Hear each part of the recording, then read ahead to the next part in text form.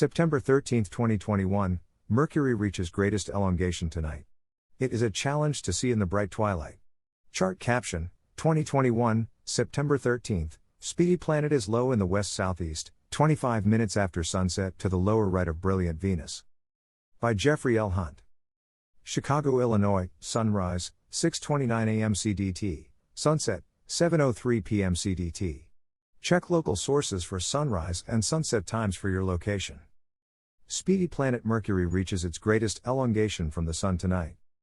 The Speedy Planet revolves around the Sun every 88 days, sprinting between Earth and the Sun about every 116 days. During the longer interval, the planet races from the morning to evening sky and heads toward the morning sky, again. From Earth, we see the planet hurled into the eastern morning sky, appearing higher each morning, although the planet is almost always visible only during twilight from the mid-northern latitudes, and rarely in a dark sky. Then, as if pulled by a string, it heads back into bright twilight, repeating the same cycle in the western evening sky after sunset. When the planet appears as far from the Sun as it can get, this is known as the greatest elongation. Elongation is an angular measurement from the Sun to the planet. The values range from 0 degrees to 180 degrees. When one of the outer planets is at opposition, it is 180 degrees from the Sun, its maximum elongation. Mercury and Venus do not appear far from the Sun. Mercury's maximum angular separation is about 27 degrees, while Venus is about 47 degrees. The jargon becomes a little confusing when the direction of the elongation is included. Maximum morning elongations are called greatest elongation west. The planet is west of the Sun, rising before sunrise, and appearing in the eastern morning sky. The evening elongation is greatest elongation east. Mercury is east of the Sun, setting after sundown, and appearing in the western evening sky. This is clearly confusing, so I have started using evening greatest elongation and morning greatest elongation. The observing facts are the same, but the jargon might be a little less confusing. Mercury's orbit is tilted compared to the plane of the solar system, that is defined by the plane made by the Earth and Sun. The Speedy Planet can appear 7 degrees above or below the plane. Currently the planet is below the plane of the solar system. This means that Mercury is lower in the sky at sunset than if it were above the plane of the ecliptic. The final factor is the tilt of the ecliptic compared to the western horizon. When viewed against the horizon, the plane wobbles like a bent rim on a bicycle. Sometimes the angle is shallow and other times it makes a high angle with the horizon. During the summer season in the northern hemisphere, the ecliptic makes a shallow angle with the western horizon, so that Mercury and Venus appear low in the sky after sunset, even when having larger elongations for the Sun. If you've been watching Venus, since it appeared in the western sky from earlier during the year, it appears in a struggle to climb higher. In 3 evenings, Venus sets after the end of evening twilight until December 26th. From our place in the solar system, any two of the observing factors, value of greatest elongation, Mercury's location compared to the ecliptic, and the angle the solar system makes with the western horizon, can severely affect the observing prospects for the planet. Mercury's greatest elongation this evening is 26.8 degrees, a very favorable factor. The other two factors are poor.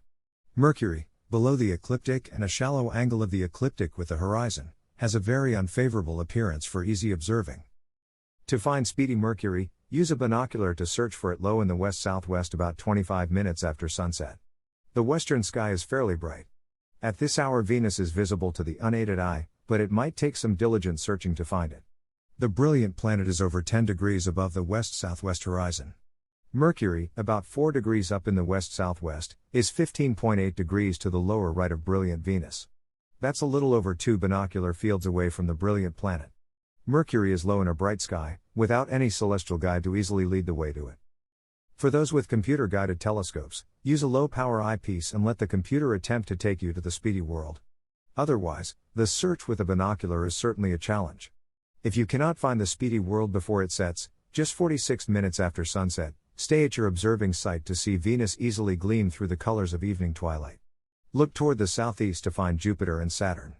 A bright planet spectacular and the first quarter moon shine during early evening. Detailed daily note: the moon is at its first quarter phase at 3:39 p.m. CDT.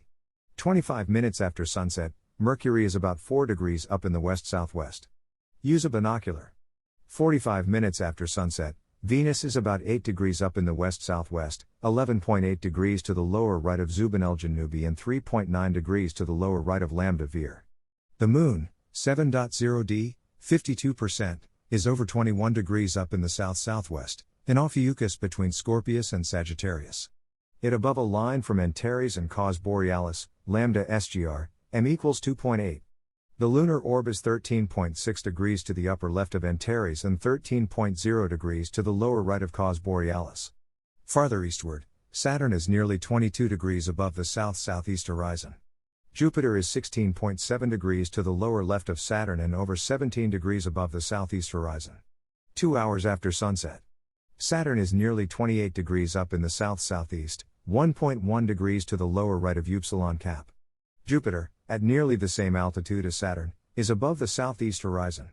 In the starfield, the Jovian giant is 4.9 degrees to the upper right of Iota Acher, 2.0 degrees to the lower right of Mu Cap, and 1.4 degrees to the upper left of Deneb Algete.